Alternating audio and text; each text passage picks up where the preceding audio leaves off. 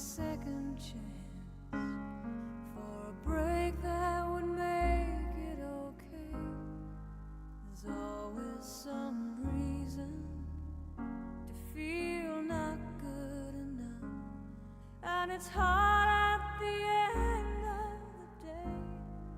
I need some distraction, oh, beautiful release.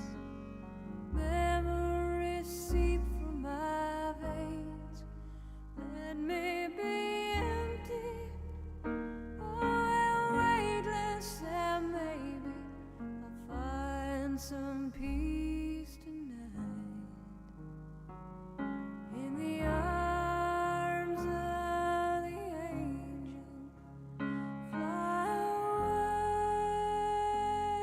from here, from this dark, cold hotel room, and the endlessness that you fear. You are pulled from the wreckage of your silent reverie. You're in the arms of the angel. May you find some comfort here.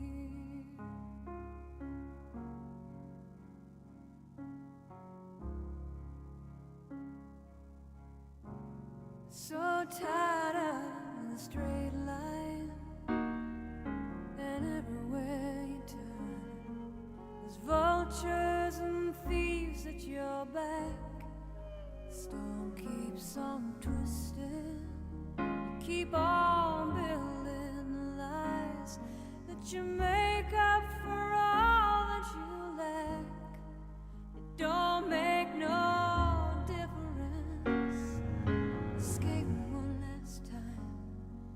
It's easier to believe in this sweet madness, all this glorious sadness that brings me to my knees.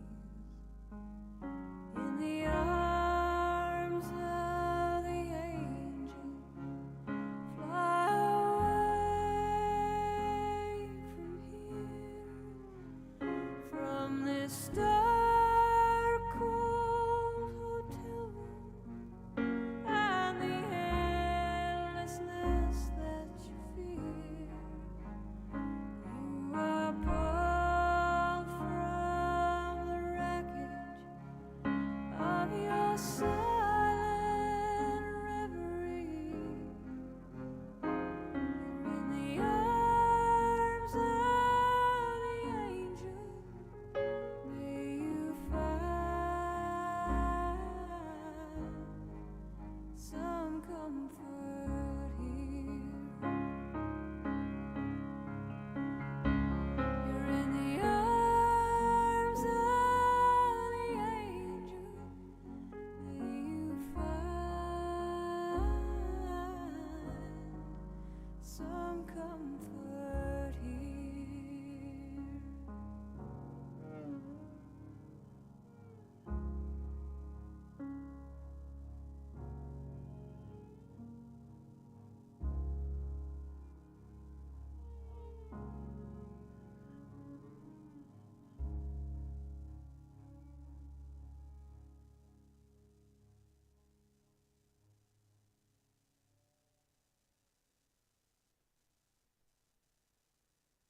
For all those times you stood by me, for all the truth that you made me see, for all the joy you brought to my life, for all the wrong that you made right, for every dream you made come true, for all the love I found in you, I'll be forever thankful, baby. You're the one who held me up, never let me fall.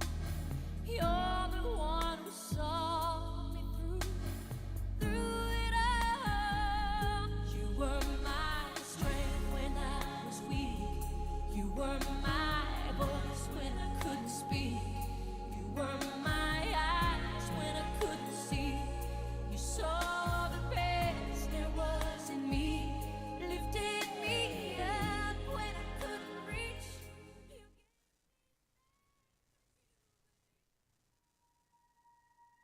Sometimes late at night I lie awake and watch her sleeping. She's lost in peaceful dreams, so I turn out the light, lay there in the dark. And the thought crosses my mind, if I never wake in the morning, would she ever doubt the way I feel about her in my heart? If tomorrow never comes, will she know how much I love her? Did I try in every way to show her every day she's my only one? And if my time on earth were through, she must face this world without me. Is the love I gave her in the past gonna be enough to last if tomorrow never comes? 'Cause I've lost loved ones in my life who never knew how much I loved them.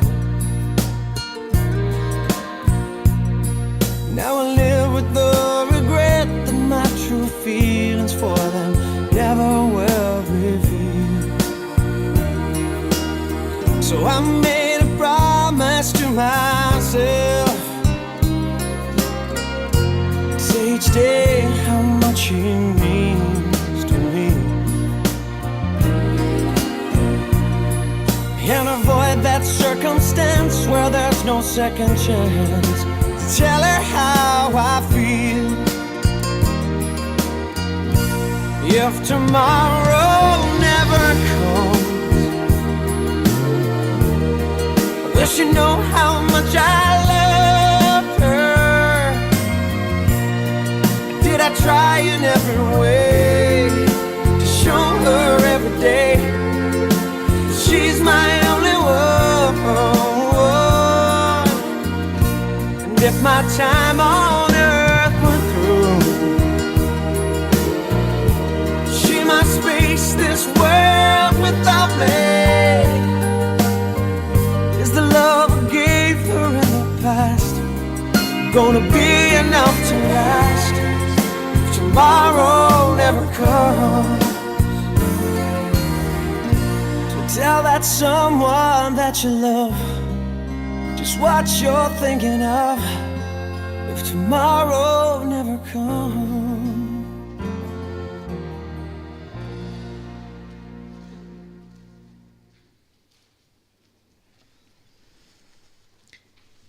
You can shed tears that she is gone, or you can smile because she has lived. You can close your eyes and pray that she will come back, or you can open your eyes and see all that she has left.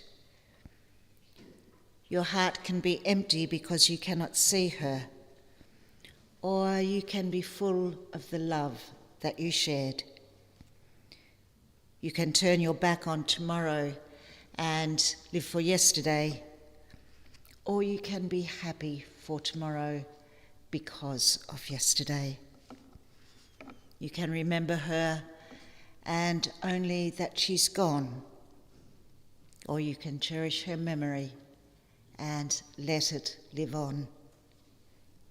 You can cry and close your mind, be empty and turn your back, or you can do what she would want.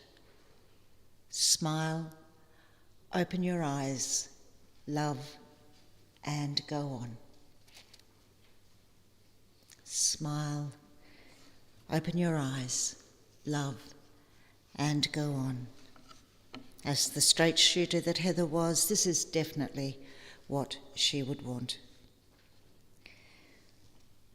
Ladies and gentlemen, we've come together this morning to celebrate the life of a special person in our lives, Heather Margaret Henricks, a strong-willed, some might say stubborn woman who fought hard to stay, but it was not to be.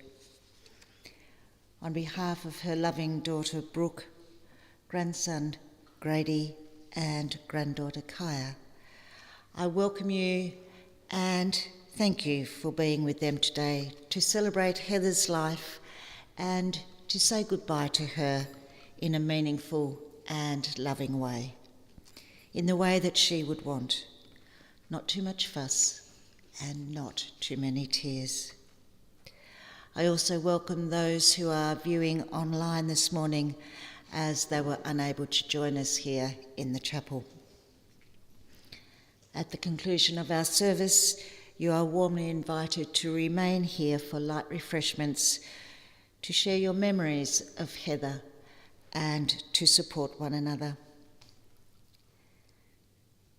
As the totally down-to-earth woman that she was, we know that Heather would hate being the centre of attention and would not want us to be sad this morning. She would want us to remember that grief is a passage, not a place to stay. Grief is not a sign of weakness nor a lack of faith. It is the price of love. You are all here today as you share one important thing in common. Your lives have been touched by the good fortune of having known Heather.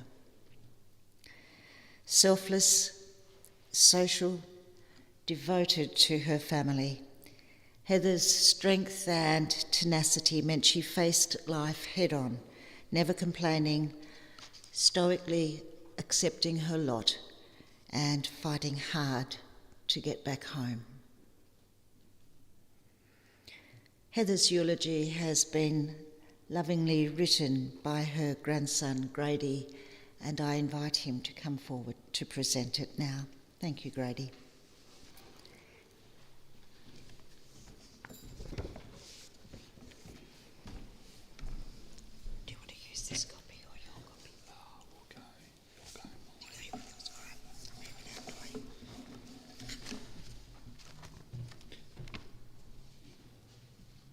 Hello and welcome.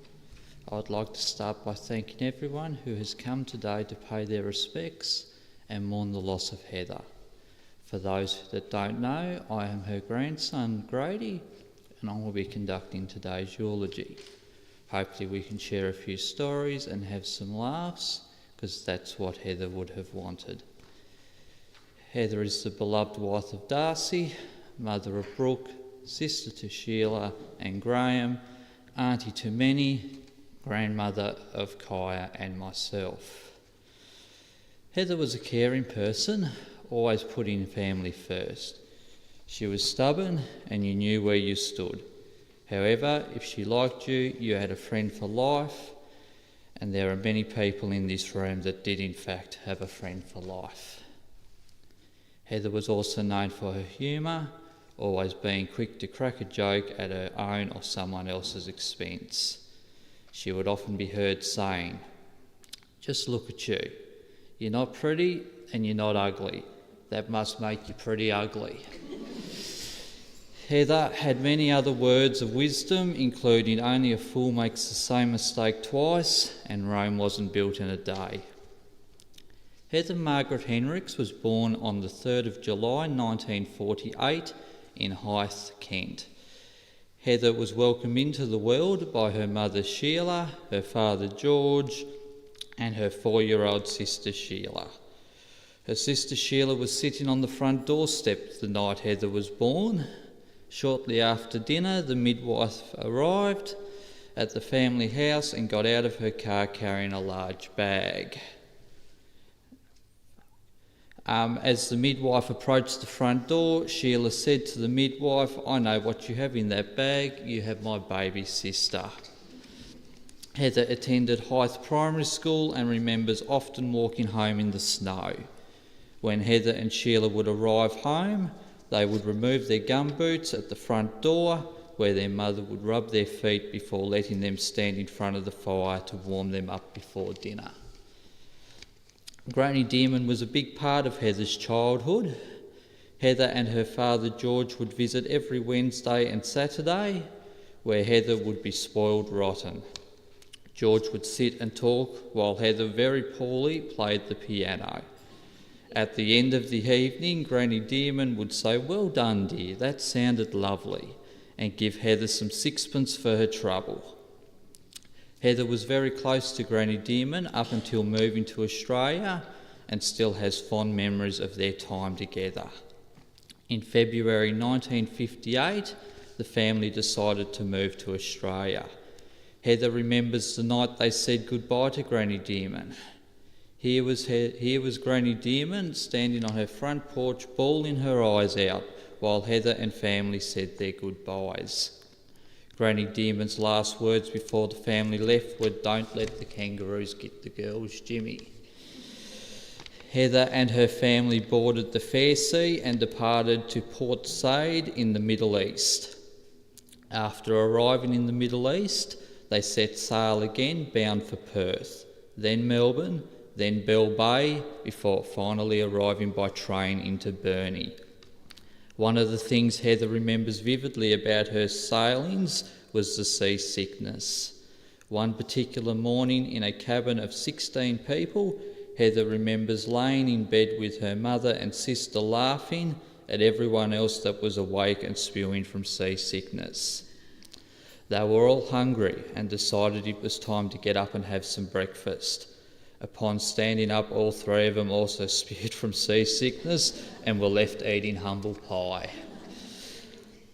No sooner had Heather arrived in Burnie and it was time to start at a new school.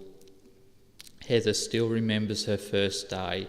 The bullying started from the moment she walked through the door. Mostly the kids were laughing at her long socks. She hated the place so much that she decided to walk home. Upon arriving back home, her mother marched her back to school and straight into the principal's office, where she received the cane for abandoning class. This was not how she planned on starting her time in Burnie.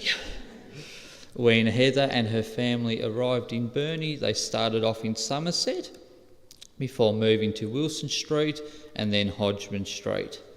Hodgman Street would go on to be their family home. Once at Hodgman Street, Heather started attending Burnie Primary School, which sat at the current Target building in town.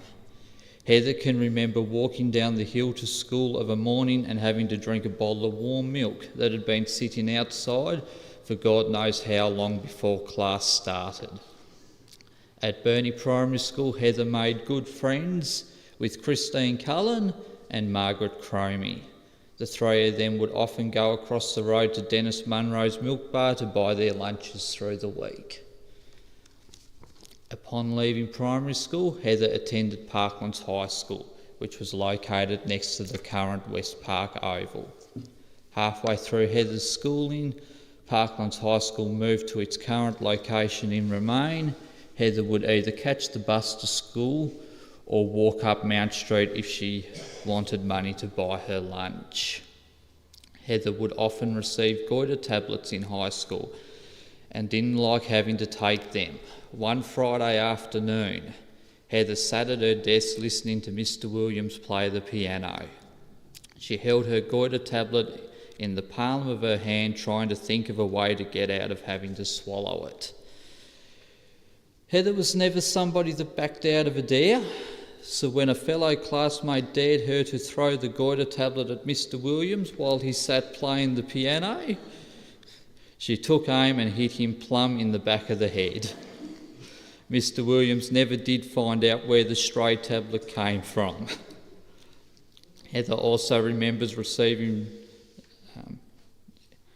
the bottles of milk that she took no pleasure in consuming. Heather was always one to push her luck. Heather and Sheila had a typical sibling relationship. Deep down they loved each other, but boy could they fight. One afternoon, for one reason or another, Heather and Sheila was having a heated argument. Heather's mum, being the soft-spoken person that she was, decided it was best to stay out of it and let the two sisters sort it out for themselves. This may have been a mistake in hindsight, as the argument escalated between the two. Heather decided it was time to finish the argument and, in her own words, got a toaster fork from the fireplace and shoved it into Sheila's bottom. It's fair to say neither her mother or father was very impressed about that one. One other afternoon, Heather was heading into town and was clearly told to be back by lunch. Heather decided to stay out and arrived home later in the afternoon. As Heather walked through the front door, she failed to notice her mother was standing off to the side dusting a Bible until it was too late and got thumped into the back of the head with it. She learned a lesson. While not in school, Heather's teenage years were spent at the theatre, at the park riding hardwood boards down the hill, or at the beach where there was an open pool where the surf club is currently located. It was at the beach with Christine Cullen where Heather met two young gentlemen by the name of Fred and Darcy Henricks. After leaving school, Heather worked many jobs, including a car yard, Coles variety store and the paper mill in the guillotine room. One day before afternoon shift at the mill, Heather decided to go out for lunch with a work colleague and had a few too many beverages. Heather went to work well under the influence and concentrated very hard on not getting sprung while she completed her shift.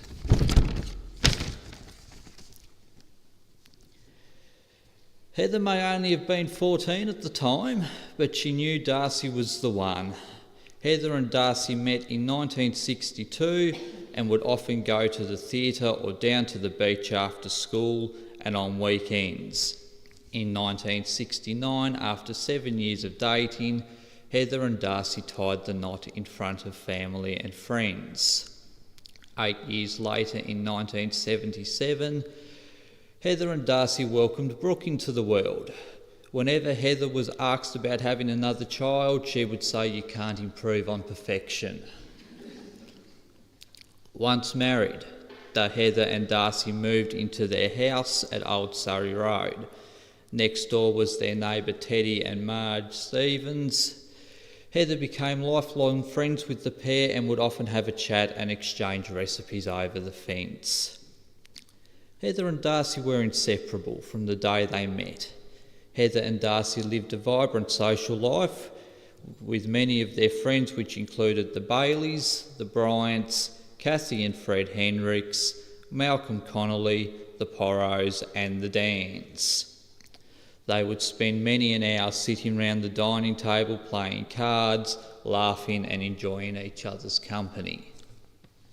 One of Darcy's many jobs was working at Illuminance, located out at Haybridge, and struck up a strong friendship with Tim Squibb and his wife.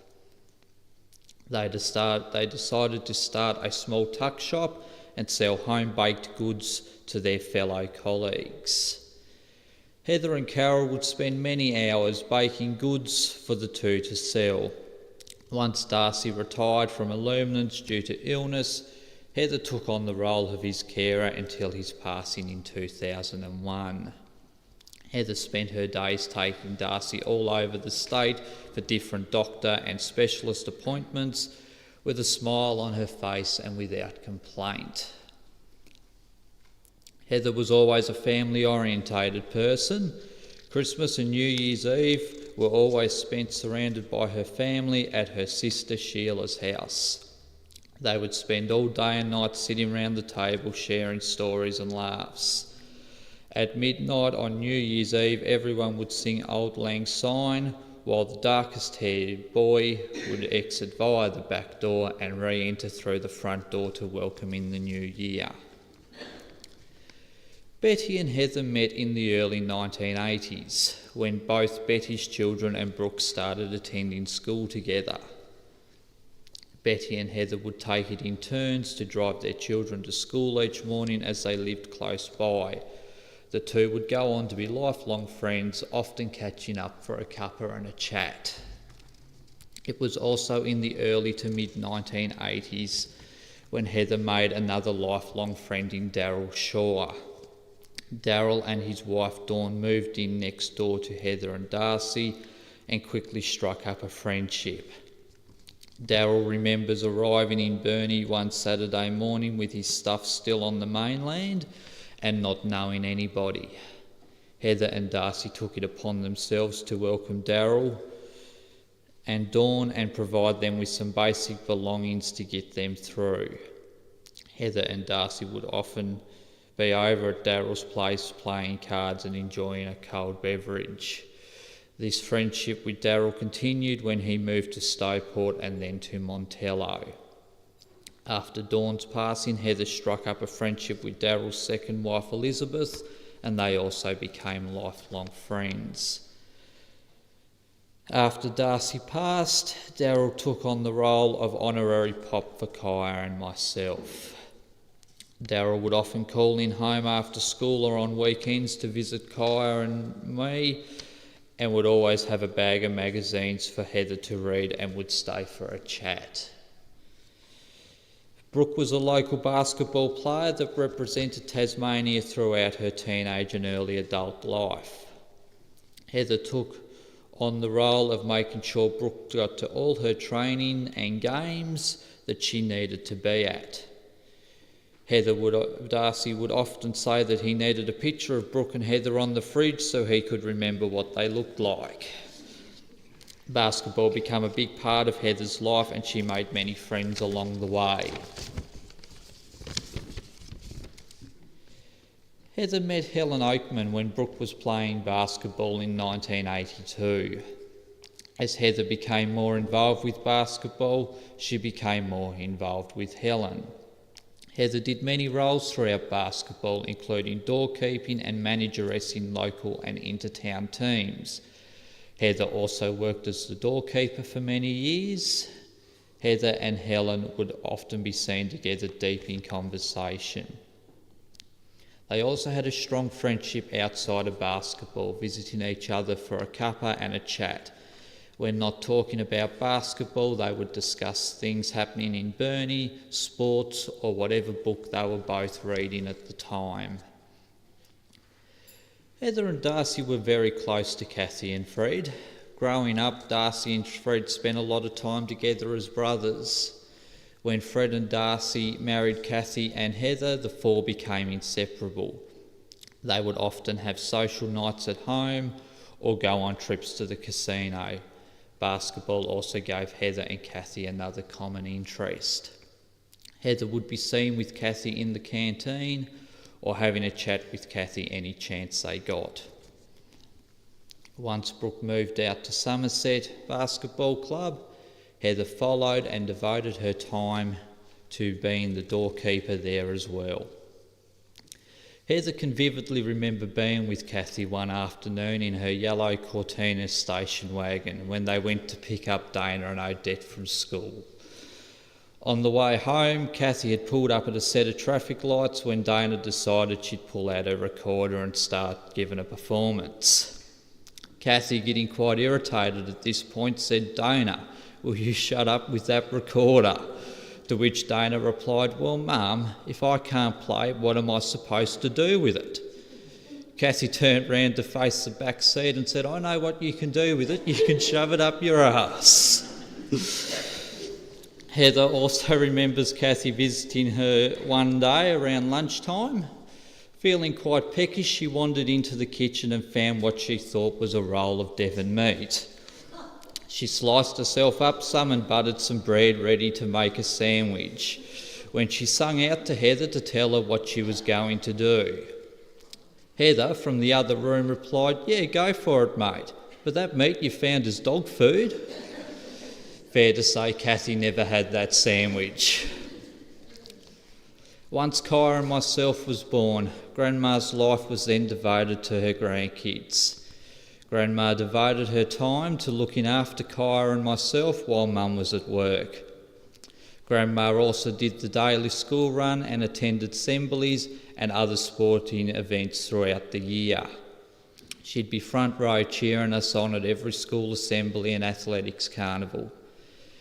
Every Christmas Eve, Grandma would read Kyra and myself our Christmas books, and every Christmas morning she'd come across and make sure Santa had been before we woke up and opened our presents.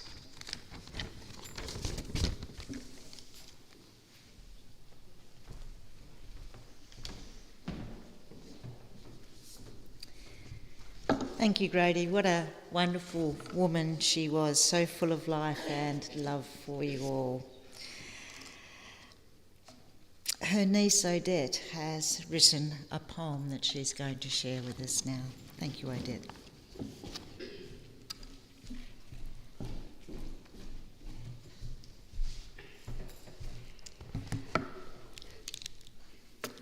Firstly, I'm honoured that Brooke has asked me to do a little poem on her mum, and I guess it's fitting considering when Brooke was cleaning up Heather's things, she found the poem I had wrote on Heather's mum when she'd passed away, neatly folded in amongst her paperwork. So here goes. I'm going to tell you a story about the woman we're here to say goodbye to today, and I hope that after you hear it, you won't feel sad but will smile fondly as you walk away. Born a proud Pom, Heather was a mad royalist, even though us Aussies could never understand why. She just loved to read about them and cut out clippings on them, particularly on her favourite Lady Di. Heather loved to read and often preferred it to having a random conversation or listening to others have their say. We also think that maybe she was a little kinky, as the last book she appeared to be reading was 50 Shades of Grey. In her younger days, Heather could swim like a fish. To bring back her favourite pool by the beach in Burnie was always her wish. Perhaps that was because she met the love of her life at the age of 14 there, or perhaps it was, as she said, that her best asset was her skinny legs, so in her bathing suit she could leave them bare. She loved the movie Dirty Dancing. In fact, she watched it so many times she knew it off by heart. I guess watching Patrick Swayze thrust about gave her a chance to sit and have a cuppa and a dart. For anyone that knew Heather knew she loved to have a smoke and would have one no matter what the doctors said. In fact, she even, in her recent hospital stay, had the balls to light one up from her hospital bed. She wasn't a rich lady or needed a massive circle of friends in her life. She just was happy to be a mum, a grandma, and being known as Darcy's wife. Heather, like her daughter, was a proud woman who wouldn't let you do anything for her without repaying you too. She was frustrating in that way, but didn't want to inconvenience anyone in anything they had to do. Heather was really witty, and often it was hard to tell if she was joking, as her sense of humour was very dry. And boy, didn't she love to argue about politics, always ending the conversation in a triumphant sigh. She loved being a gran and was so proud when Grady was born, and she loved Kaya so much that her final wish was that she receive her undies, only the new ones, not the ones that were worn. So now you have a little picture of what we loved about our Heather. She can never be forgotten, especially when you look at her daughter Brooke, as they are like birds of a feather. So rest easy, Heather. Get those legs out, read your books, have a ciggy and dream of Patrick Swayze getting you in strife. And we'll go on smiling, knowing you're back in the arms of Darcy, your husband, and one and only love of your life. Just while I'm up here also, I'd just like, on behalf of our family, Dad would like me to pass on that since Heather and his brother Darcy was inseparable since the age of 14, she was always just there, and they had many conversations, apart from the time Dad put a live frog down her top and then she didn't speak to him for a week. But Mum, Dad, Heather and Darcy became the best of friends and would organise barbecues and picnics every weekend, inviting all the families along to come and play cricket and footy. They were great times, and then the four of them would go away on regular casino trips. So Dad just wanted to say he's comforted in knowing that his brother and Mum are together again, keeping an eye out over him. Dana, my sister, also wanted to pass on that she'll miss the regular weekly coffee catch-ups and wonders who will keep her updated on the gossip in Burnie now. Dana was really close to Heather, and hence Heather asked her to be a pallbearer today before she passed away. So she'll miss her aunt. For me, Auntie Heather was not a kissy, huggy person, but I am, so I would often force her. And Heather also was very supportive of me in my, particularly my basketball playing and coaching career. So our family will look at the clouds with a smile as we know it's Mum and Heather puffing smoke, just letting us to know that they're about.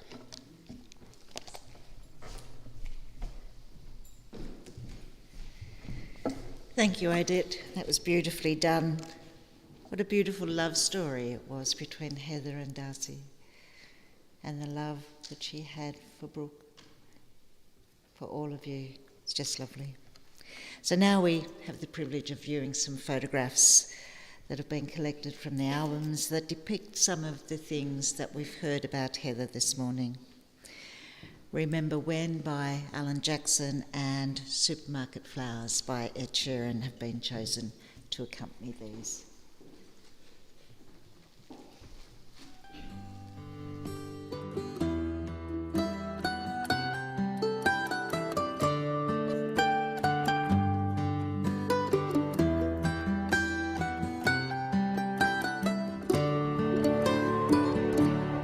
Remember when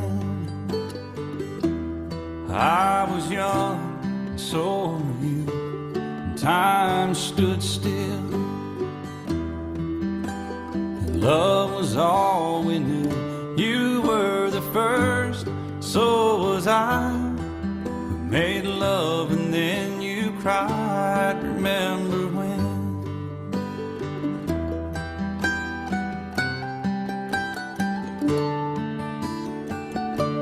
Remember when we vowed the vows and walked the walk and gave our hearts, made the start, and it was hard. We lived and learned life through curves. There was joy, there was hurt. Remember when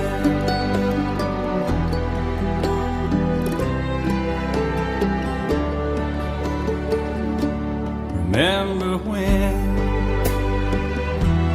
old ones died and new were born, and life was changed, disassembled, rearranged.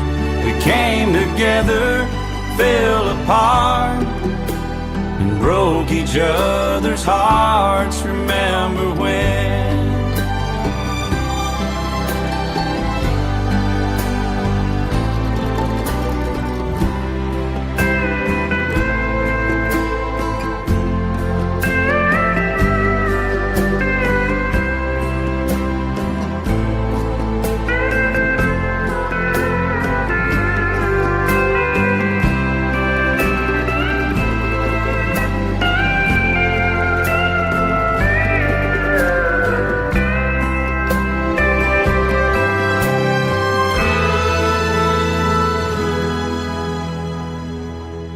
Remember when the sound of little feet wasn't music. We danced to week, brought back the love. We found trust, vowed we'd never give it up. Remember when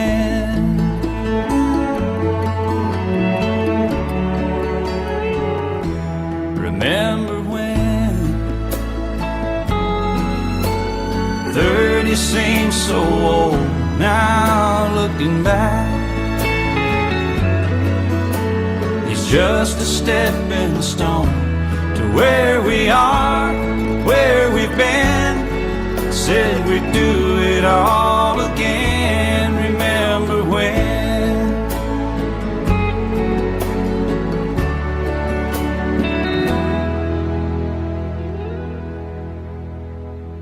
Remember when we said when we turn gray, when the children grow up and move away, we won't be sad, we'll be glad for all the life we've had, and we'll remember when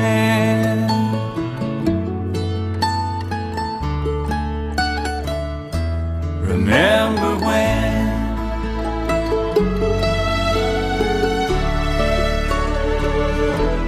Remember when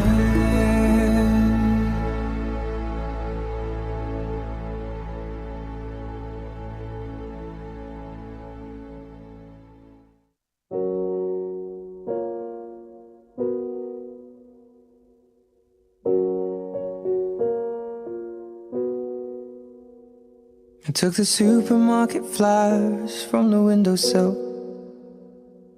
threw the day-old tea from the cup, packed up the photo album Matthew had made, memories of a life that's been loved. Took the get-well-soon cars and stuffed animals, poured the old ginger beer down the sink. Dad always told me, don't you cry when you're down, but Mum, there's a tear every time that I blink. Oh, I'm in pieces, it's tearing me up, but I know a heart that's broke is a heart that's been loved. So I'll sing hallelujah. You were an angel in the shape of my mum. When I fell down, you'd be there holding me up. Spread your wings as you go. And when God takes you back, He'll say, hallelujah, you're home.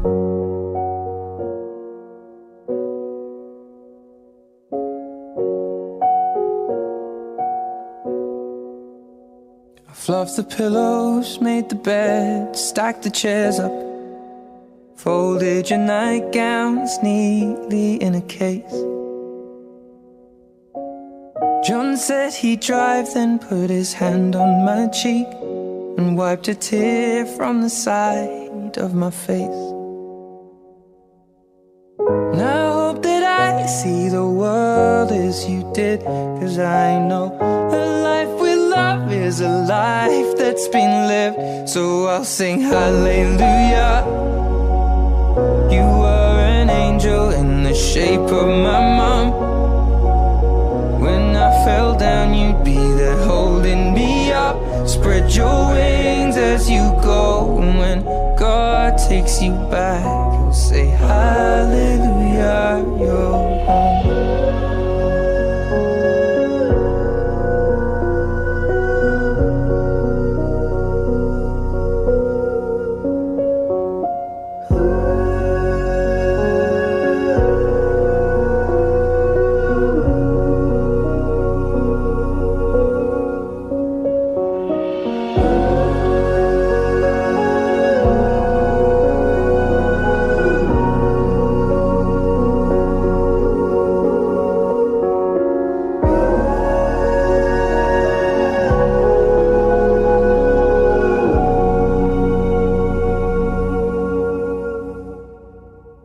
Hallelujah.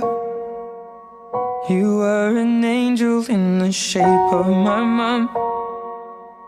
You got to see the person I have become. Spread your wings, and I know that when God took you back, He said, hallelujah, you're home.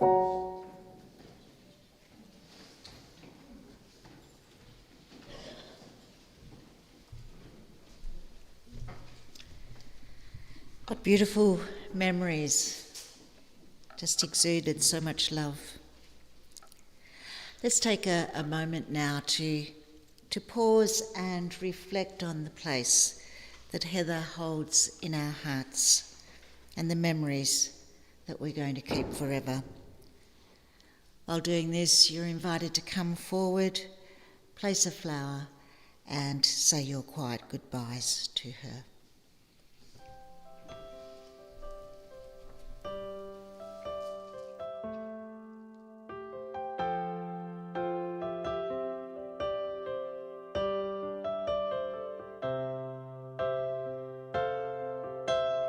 Didn't know today would be our last, or that I'd have to say goodbye to you so fast. I'm so numb I can't feel anymore. I'm praying you just walk back through that door and tell me that I was only dreaming. You're not really gone as long as I believe. There will be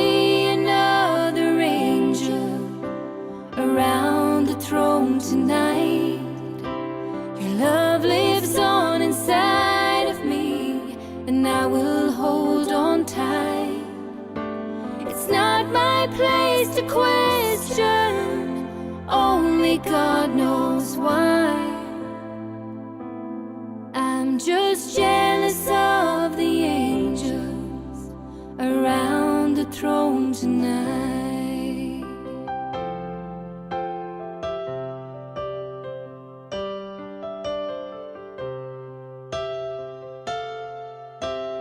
Always made my troubles feel so small, and you were always there to catch me when I'd fall.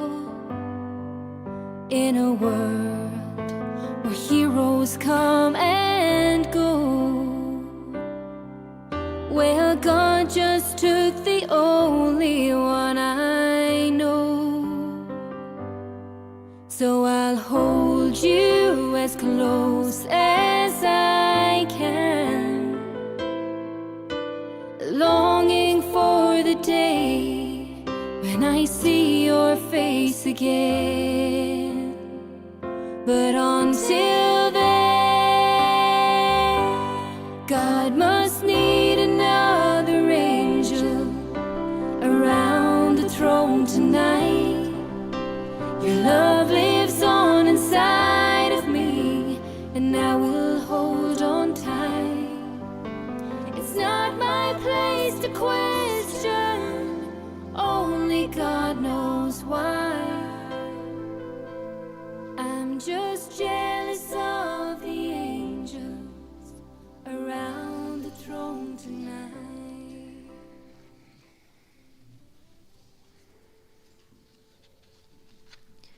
What would Heather say to us right now if she were with us? Maybe this: I'd like the memory of me to be a happy one. I'd like to leave an afterglow of smiles when life is done. I'd like to leave an echo whispering softly down the way of happy times and laughing times and bright and sunny days. I'd like the tears of those who grieve to dry before the sun, and only happy memories will I leave when life is done. So this morning we've had a special glimpse into the life of a strong and determined woman, a woman who loved to bake, who loved to knit, who always put others first, and who loved you all. It is now time for us to lay her to rest. Would you all please stand?